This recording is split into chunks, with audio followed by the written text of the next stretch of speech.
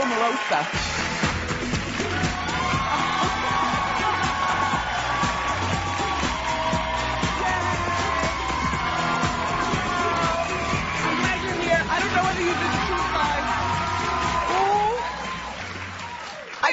Wait. What? You said you was going to straighten me out. What the hell was that? I said smooth you out. Smooth me out? What does that mean? We're going to talk and have a nice conversation. Let's have a conversation. Omarosa. Oh, no, I know how to chill. Okay. But I will not be disrespected. Okay. This is not the time for you to look for your moment. I invited you here. Oh, I know how to find my moment.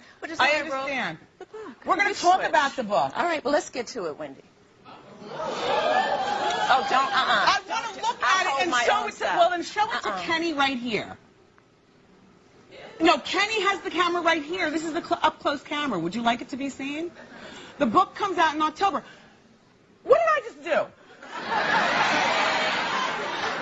do? Nothing, right? Okay.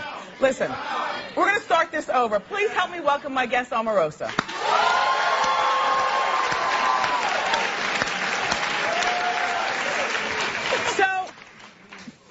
The clip, which I was one of the reasons, excuse me, you were the reason that I watched Celebrity Apprentice. And the reason being is that you are a person who incites interest, good, bad, or indifferent. Clearly, Trump sees something like that from you, which is why he invites you back over and over. I understand that there could possibly be a show that you all will be working on together, possibly. But I did the Celebrity Apprentice because it was about charity, and I work with kids in Compton who don't have an opportunity to have a voice, to fight for themselves. They face crime, they face violence, and they don't have people to look up to. So I went on that show to tell people about Positive Vibrations, my charity, in Compton, California. Okay, well, that was yeah, it was entirely for charity. I enjoyed it. Your relationship with Pierce was quite fire. What was it about Pierce that rubbed you the wrong way? You know, Pierce was the competition. The Celebrity Apprentice, as well as the first season, it's a competitive reality show. At the end, there's only one winner, and I wanted it to be me. So I had to get rid of the other contestants, and you do that by either outselling, outplaying, outwitting. And that's what I was doing with Pierce. Is it that you have this persona that people associate with you? And we're going to talk about the book in just a moment. But Kenny is, by the way, if you would like people to actually see it, hey, Kenny, how you doing? You have to hold it to that camera. Got it. Okay. I'm sorry. Your persona. What size shoe do you wear? 9.5. 9.5. I wear size 11. Yeah. I like this. Yeah. Thank you. Your persona as being this bitch, as being difficult to work with, as being an ice queen, as being somebody that people don't like, as being like got all me of the nominated above. to be the #1 villain by TV Guide about a month ago.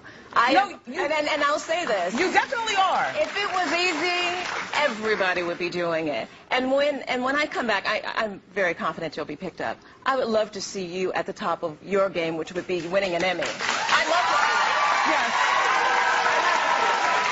But Omarosa, while you and I probably have quite a bit in common regarding, you know, some demanding ways, I always find that you show the honey, and it usually works out better, and I'm a little bit sweeter.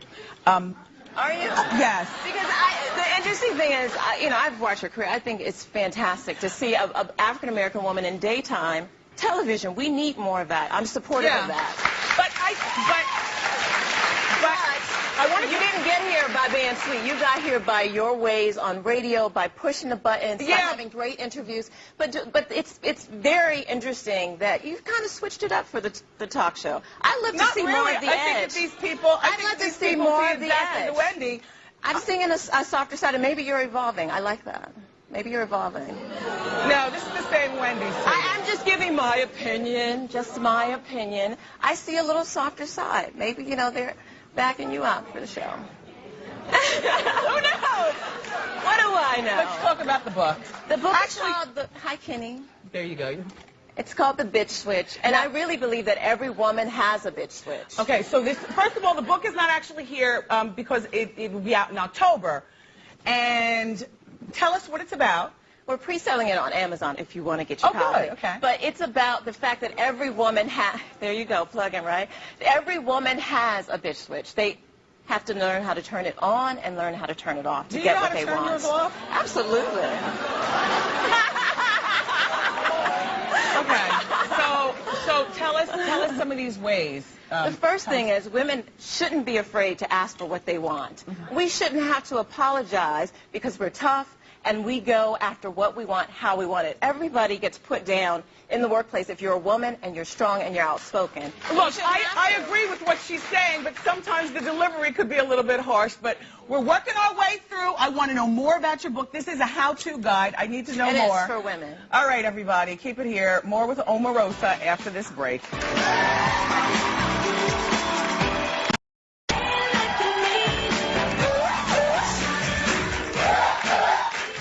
We're back with Omarosa, and she's here on the show promoting her book, which will be out in October, The Bitch Switch. It is a how-to guide for women. So what else is in the book?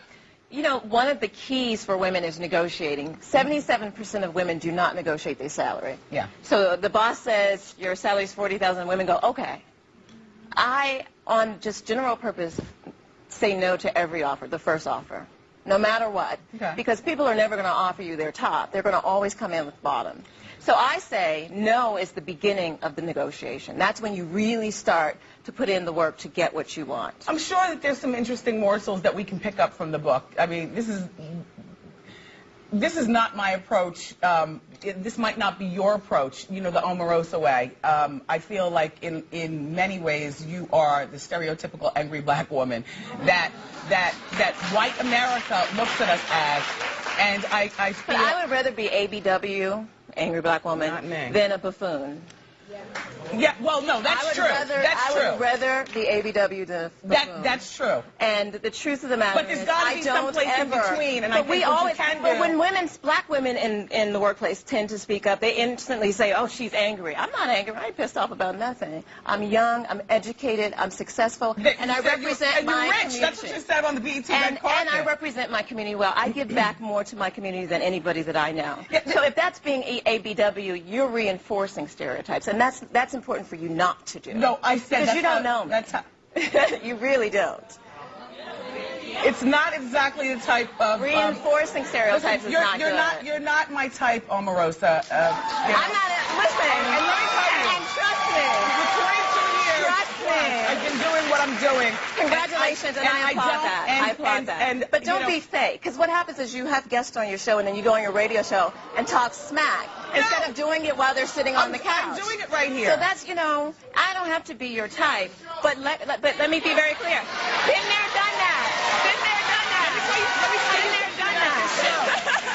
I don't Been there, done that. All right, hold on. I don't need to do this show and go on my radio show and talk about anything. But you've been doing it. You've been having people on, and then you've been talking smack. So I have. The bottom line is, my book comes out in the fall. Buy it if you want to. Don't if you don't. Watch your show if you want to. Don't if you don't. End of the show. Okay, Omarosa, let's talk about, I know you don't want to talk about the divorced ex-husband, but are you dating now? I date. I have a lot of fun.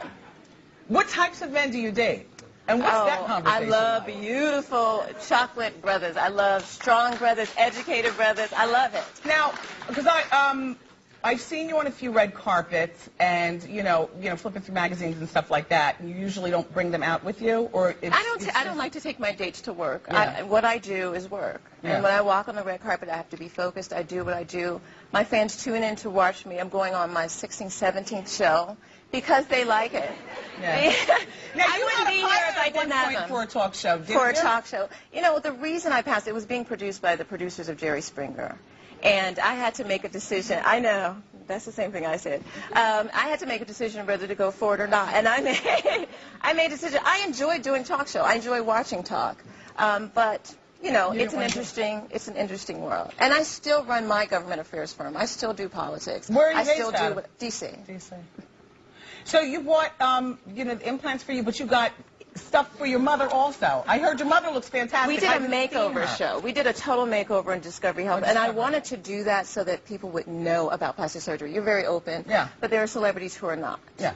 Now, did you have a nose job? No. It looks like you had a nose job. No. Oh, okay. No, I mean, I just looked at before and after. Honey. Before and after. Before and after pictures. But if I can suggest, because the only thing that I've had done to my face is a little Botox, I would suggest for you some Restylane, the lines stay. They say good blood goes crack. She's cracking. And I would suggest a wig that doesn't sit off my head 3 inches. That would be my suggestion. You know what, Omarosa? And on that note, thank you for coming on my show.